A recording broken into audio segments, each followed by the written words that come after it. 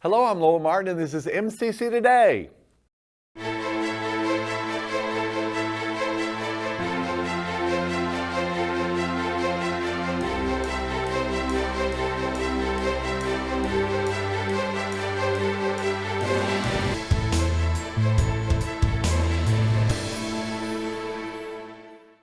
On today's show, we have Deborah Nettles, Lauren Stokes, and Jan Murphy. You're going to learn a lot, so make sure you watch. We're turning the tables, rewriting the rules, letting the world know that success is not reserved for the privileged few. Every dreamer, every believer, every fighter has a chance to rise above. Together, we will find your path and change your future. No matter who you are, no matter where you come from, at Meridian Community College, you are worth it. Now is your time. Find your wings.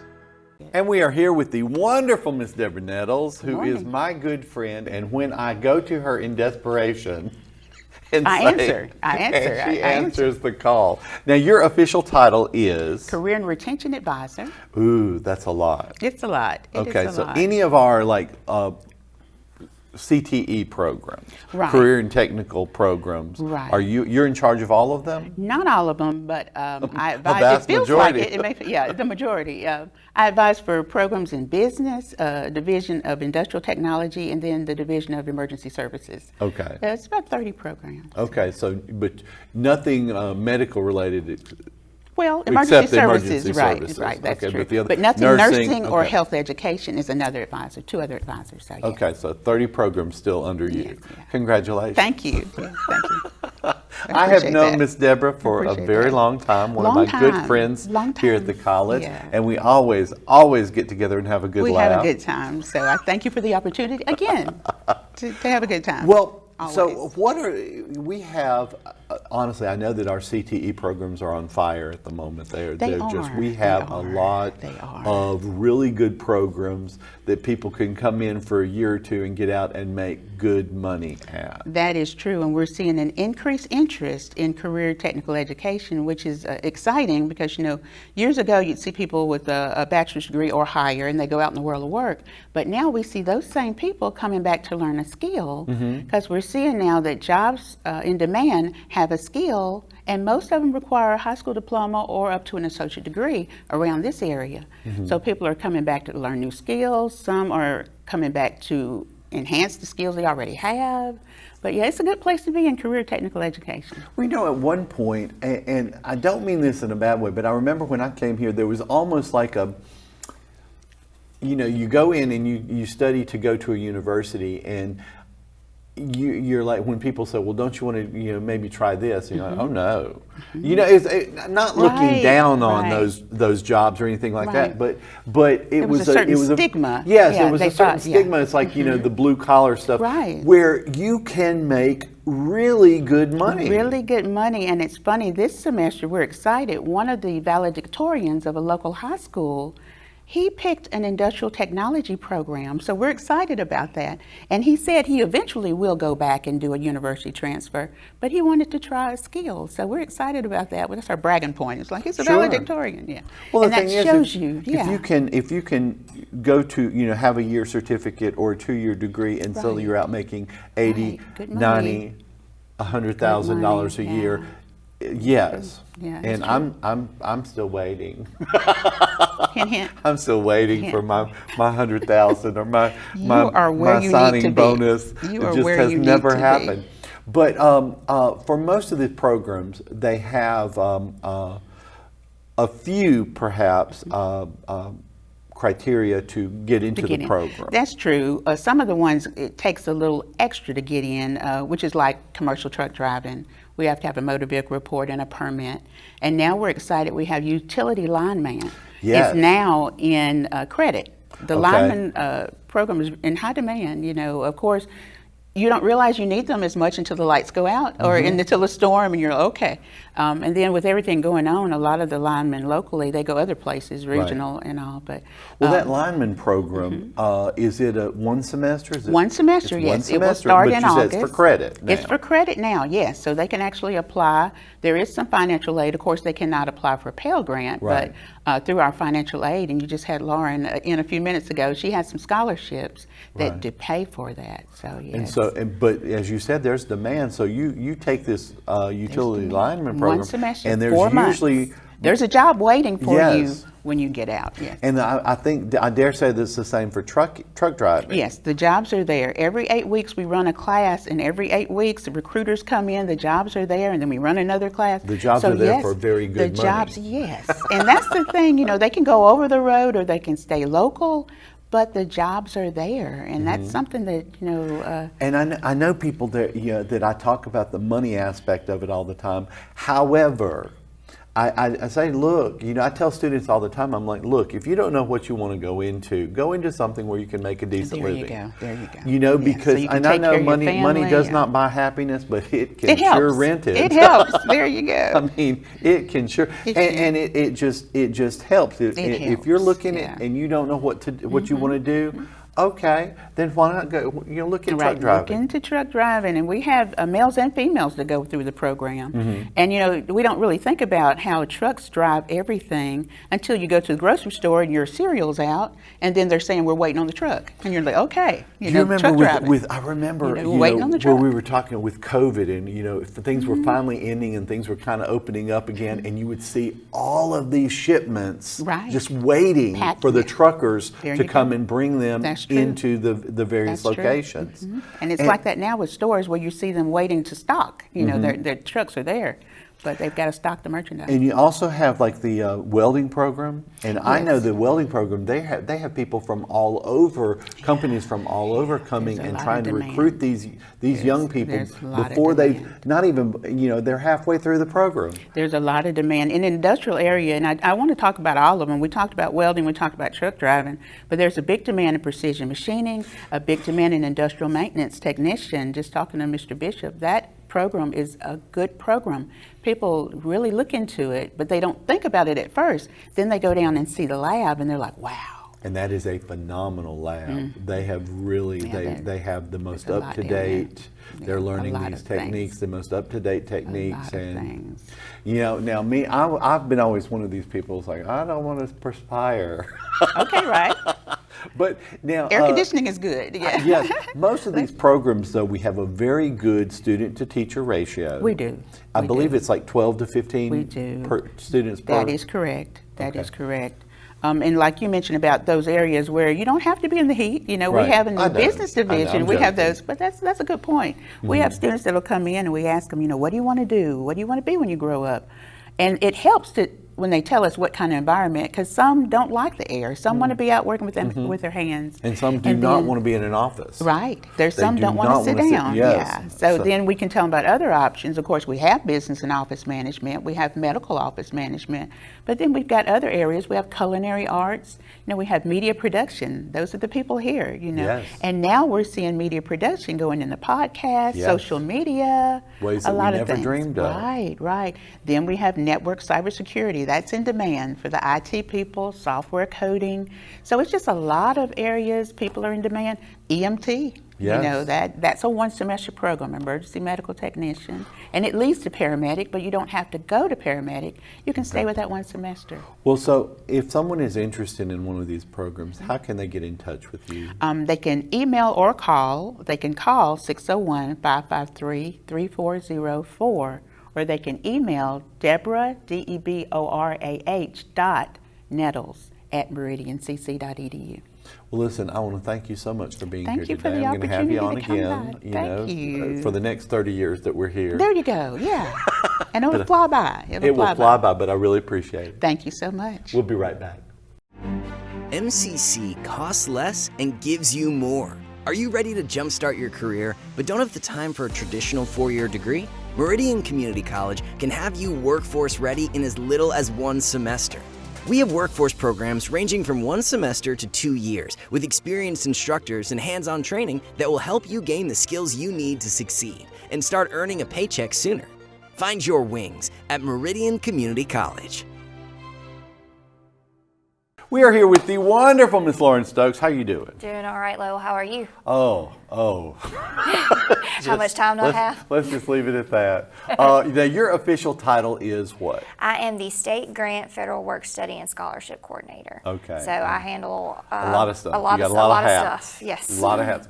And every one of these everything is very important, but I think there's a good bit of making sure your I's are dotted and T's are crossed. Yes, there's no harm in calling us and just making sure that we have everything we need on y'all. I promise, we would rather you call ahead of time than call after classes started, right, and then start asking questions about where's the money that we thought we had. Right. So we just need to make sure everybody isn't confused about any type of scholarship deadline, stuff like that. I've had a few students asking me about a June 1st deadline. There's no June 1st deadline for any of the scholarships. That was It's just a made up priority out there. Well, it's floating around out there. It's on some of our old scholarship applications, but that is a priority deadline. Okay. So if you wanted to receive a scholarship certificate that you could be recognized in front of the school for, that needed to be done by June 1st because most of graduations and everything like that are done by then. You can still get the President Dean Eagle, all of those scholarships after June 1st. Just make sure that you apply for them before the first day classes start for the President Dean Eagle. Okay. But the tuition guarantee contract deadline, that deadline is September 15th. Okay, and as you were saying just a minute ago, we do tuition guarantee typically for 2 years, Yes. right? And so, but just because you completed everything that first year, there's still stuff you need to do for the second year. That's correct. You are not done. They Okay. need to see that information turned in every year. Okay. So they need to redo their FAFSA. So our returning sophomore tuition guarantee students need to make sure they've done the FAFSA for the 2023-2024 aid year and their state aid applications. If you haven't done those things before September 15th, you cannot get tuition guarantee funds. So let's just make sure we've done everything we're supposed to And before with that both deadline. of those, because I know the FAFSA, when I was doing it for my kids, once you get through that first time, it's incredibly easy. Yes, first time's always the hardest, but we'll have people on staff there all summer. If you need any kind of assistance filling out the FAFSA, just stop by the financial aid office and we'll help you. We'll hold your hand, get you through it the first time. But after that first time, people will kind of feel a little better about it. They're a little more comfortable, and it does go a little quicker after the first time. Well, and I constantly explain to people when they say, well, you can go 2 years free at MCC, and I'm like, well, it's not really free. No. You still have to fill out the forms to get the Pell Grant if you can, to get some of the other stuff if you can. If you cannot, or if it doesn't go all the way, we guarantee Up to the cost of tuition. Right. Okay. So So books if you- and everything else, you still have to pay for. Yes, students are going to be responsible for those unless you have just got multiple scholarships that can just stack on top of each other, which that happens. Okay. It's few and far in between. That happens though. But for the most part, you're going to be left with a little out-of-pocket expenses. Tuition guarantee is only guaranteeing that if you did your FAFSA, if you did your state aid and that contract, that we guarantee your tuition will be covered by one of those 3 different kinds of funds. And then second year, you still have to maintain, I believe, a C average. Am I correct? You cannot make below a 2.0 GPA. That's your overall GPA. Overall GPA, but we do check it at the end of each semester. Okay. If you make below a 2.0, there ain't no coming back from that. You do lose your tuition guarantee on that one. Okay. That's unfortunate.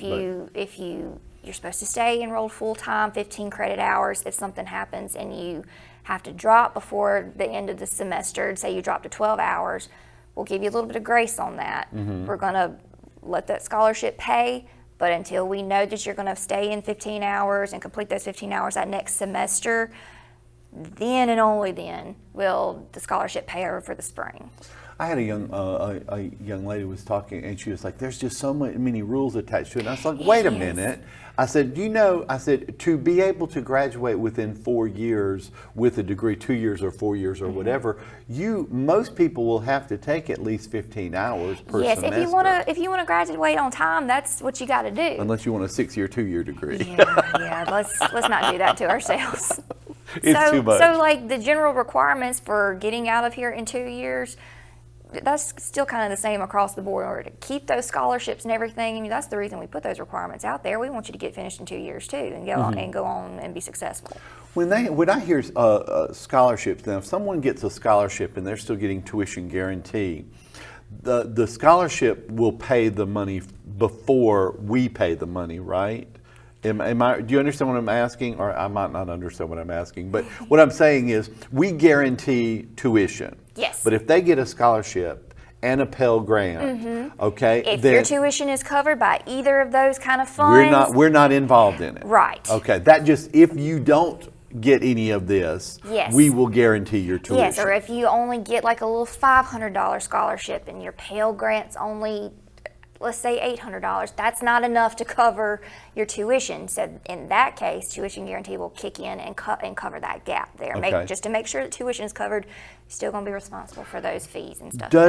Do Pell Grants cover all 3 semesters, fall, spring, and summer? They can, Okay. as long as the student is, doing what they're supposed to, maintaining financial aid eligibility, they're not on financial aid suspension or anything like that. It can cover in the summer. It covers up to a certain percent. If you are full-time in the fall and spring, you have to be enrolled in at least 6 hours in the summer in order to get Pell Grant at all. And if you are enrolled in summer classes and we don't have a 2022-2023 FAFSA on file for you now to see if you can get aid for the summer, that deadline is June 30th. Okay. So after June 30th, if we don't have this current year's FAFSA on file for you, we can't help you.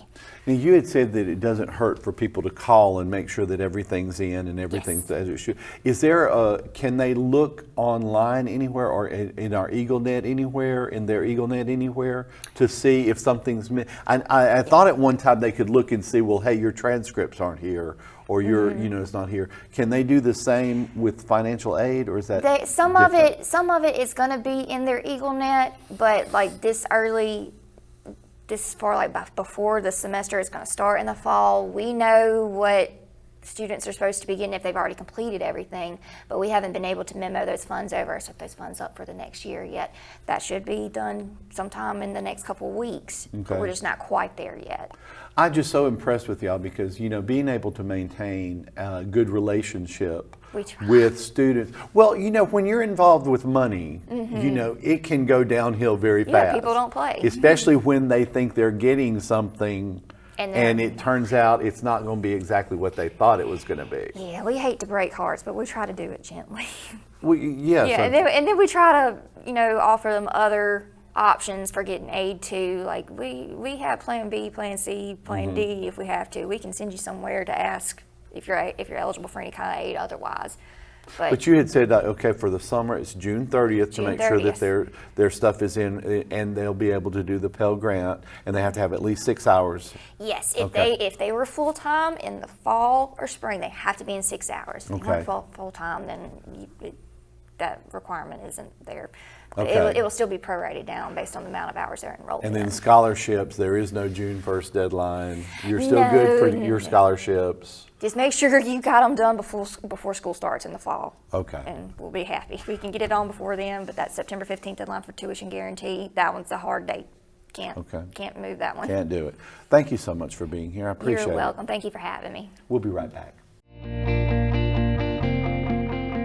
Thank you to the teachers for encouraging me when I wasn't sure where to start, for seeing my potential even when I didn't, for inspiring me to reach farther and try harder. Thank you, MCC. You helped me change my future. Find your wings at MCC. And we are here with the wonderful Miss Jan Murphy. How are you doing? I'm good. How are you? I'm doing well. Good. Now, your official title is? I am the bookstore manager for our Eagle's Nest bookstore here on campus. Okay. Now, last time I strong-armed you into an interview, you had just been here like 2.5 seconds. Yes. Yes. And so there was a lot of new stuff, and now you're coming up on a year. Mm-hmm. Okay. And so what are your thoughts? You still very happy that you came here? Absolutely. Leaving a mall retail world, definitely. I've learned a lot. I still learn new stuff every day, but everybody's really helpful, and I'm very open to people letting me know if something's not exactly right. So, and it's something new. We get new students all the time, and new merchandise all the time. A lot of times, like Big Fall, that'll be a big thing. So that's fun coming from the retail background. So yeah, I enjoy it. Well, students still must, come to the bookstore to get their textbooks if they have the physical, textbook. They do. All of those are in the. Do y'all do anything with the ebooks? Do y'all have any involvement with that? We do have involvement with that. Okay. It's kind of behind the scenes. The instructors will adopt the text that they want to teach, and then they let us know what that is, whether that's ebook or a physical book, so that we have a full list on hand of all of the curriculums that the instructors are teaching. So we will compile that list. We work with different publishers to make sure that those materials get to the instructors and into Canvas properly. But you're only like a textbook. I don't know about the ebooks, but like the physical textbooks, they're only available for like a certain amount of time in the semester, right? Yes. Okay, and then so after that time, it's like that's what we tell students: like go in and get your textbook, Yes. get everything that you need. Don't wait a huge amount of time because there's a period of time it's not going to be available anymore. That is correct. Yes, because if we don't sell books, then we are able to send them back. So, and we have to prepare for the next semester as well, because we may not always need the same books. So it has to be an ongoing flow to make sure that we're current and have the right materials. Well, at one point, and please correct me if I'm wrong, because that happens a lot, but if a student was not as comfortable using an ebook, sometimes they would be allowed to get a printed copy of the book. Do we still do anything like that? We can, depending on the publisher, depends on the cost of that. Sometimes it's not cost effective. So, and there is an option with a lot of the ebooks sometimes that they can print certain amount of pages that they may need. We just advise students to come to us and we will find out if we can get it, what the cost is, and then it's up to the student whether, cost benefit analysis, whether or not it's worth it to them to get that printed copy. But we can do it. Sometimes they're not available in a printed copy for one reason or another, but we do always check. And I know, and this is how the world is changing, because it would be very difficult, or I would think, I remember going to school many years ago and, trying to think about using an ebook instead of having the physical book with me, but I am so used to that. Young people nowadays are not. Right. I wonder if there's going to be a time in the future when, they're like, they tell their grandkids, now, we actually had paper books to read. Right. Right. Do you have any trouble reading ebooks, and is that a difference for you, or if you don't mind me asking? Well, personally, I prefer copy in hand. To date myself a little bit, I still take the paper as our elders would say. I still get the newspaper and I read the copy. My husband says that I like to shake it. So I love the smell of newspapers. I love the smell of them. I still like a printed copy to read. If it's not available, then I will read online, but I do prefer a printed copy, just personal preference. But I do see the benefit of ebooks as well. Now we also we have a lot available a lot of bookstore items available online. Yes. Okay, we have, and so how has that been going well? Online, we've got to do some updating with online. And that's just kind of been part of the learning curve, because in addition to my being new, our one of our assistant managers that had been there the longest was in a new role, and then we also hired another new. So we are doing some updating with our website right now for it to be up and running bigger and better for fall. So it's currently in an updating process. Okay. Now, how do you go about deciding on merchandise, if you don't mind me asking? I guess that's part of your background in the retail and working, but how do you decide? Because I walked in there yesterday when I was going in begging her to come on the show today.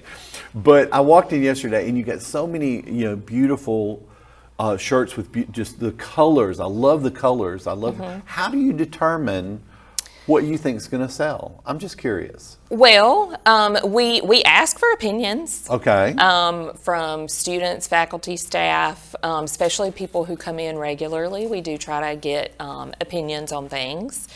The colors was kind of something I came into, where there were bright colors, because I'm thinking we're Meridian Community College, we should be green. Okay. But a lot of our students like the bright colors. Sure. And so they like their, they want to represent Meridian MCC, but they like the brighter color. Mm-hmm. So we do that, and we bought what we think is a lot of really great stuff for fall. Good. And we kind of went more for variety and less quantity. Okay. This time around, where I think before maybe we had tons of the same thing. And that way, if something sells really well, we can reorder. Okay. Well, as opposed to having tons of something that isn't moving at all. Okay. So we partnered together, and sometimes when we're deciding on graphics, we'll ask our cashiers, who are a different age group than we are, so that we have different mindsets to kind of help us with that process. Well, when someone is coming in and using their Pell Grants, I know they can get textbooks, and they can also get like paper and pencil, pens, stuff like that.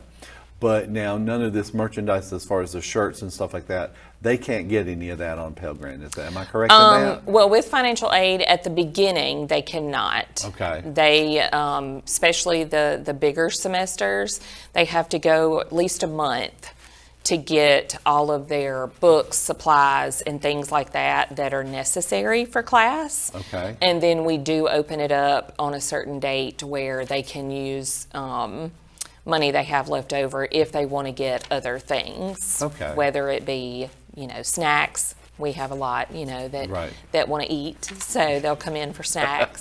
So then we do open it up, but that's only after they've been able to get all of their required materials for school.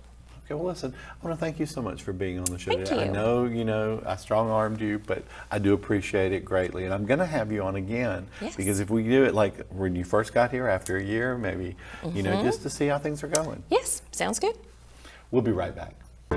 Since 1996, the MCC Foundation Tuition Guarantee Program has provided students an opportunity to find their potential. Thousands of students have benefited from the program. Over $6 million have been invested in the students who learn and live right here in our community. This program is funded by individuals and businesses who believe in our students, our families, and the economic impact of an education at Meridian Community College. Now is your chance to offer support. Give today at meridiancc.edu/give. On behalf of executive producers Tanisha Clark and Matt Milner, media mogul Josh Taylor, and myself, thank you for watching. Hope you learned a lot. See you next week.